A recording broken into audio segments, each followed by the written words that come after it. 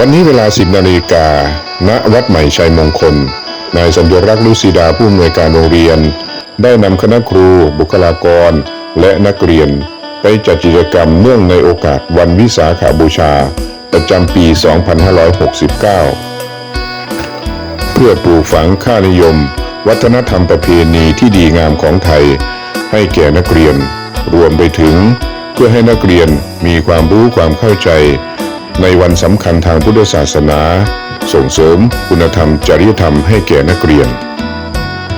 โดยกิจกรรมที่สำคัญในวันนี้ประกอบด้วยการสวดมนต์ไหว้พระการสมาทานศีล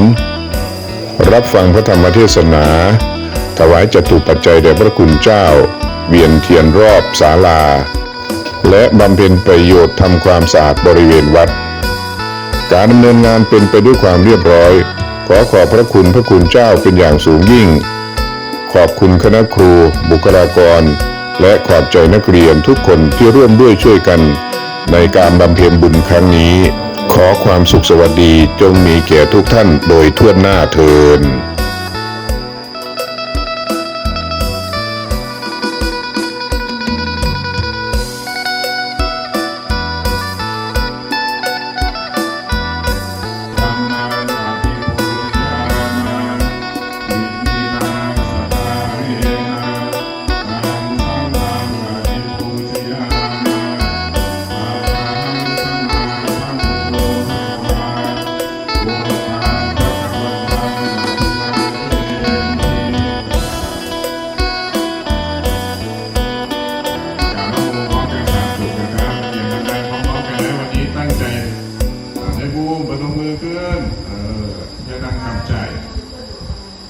นะโมพร้อมๆกันนะโมตัสสะ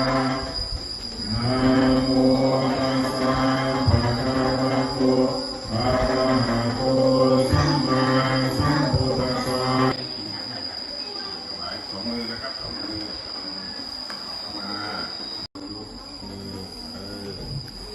อีกนะอย่าชนกันมือสองมือ